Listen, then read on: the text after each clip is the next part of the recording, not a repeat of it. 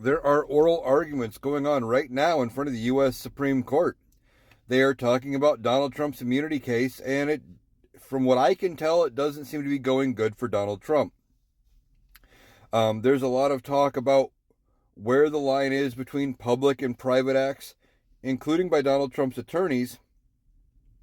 And Donald Trump's attorney in this case even admitted that the call to Brad Raffensperger in Georgia was not an official act.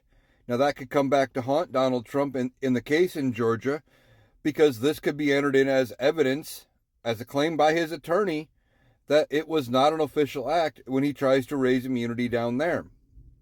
But ultimately, I don't think the U.S. Supreme Court is going to grant full immunity to presidents. I don't think it's going to work the way Donald Trump wants. They may draw some line, put some test in place as to whether or not it was an official act or something, because the president does need to have some amount of autonomy. But this has already also been answered in Nixon, with President Nixon, and that was brought up today in court as well. The fact that because of Watergate, Nixon was looking at not only impeachment, but some criminal liability when he resigned. And then he got pardoned by Ford.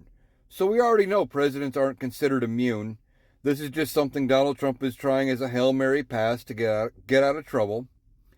But they may put some form of a test in to say, okay, well, if this was an official act or something only a president could decide, maybe there is something that they send it back to the lower courts to look at.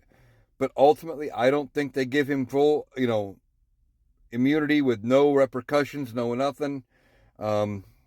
So I think ultimately he's going to lose this one. It's just going to be a matter of how long this is going to take for them to come back with a decision.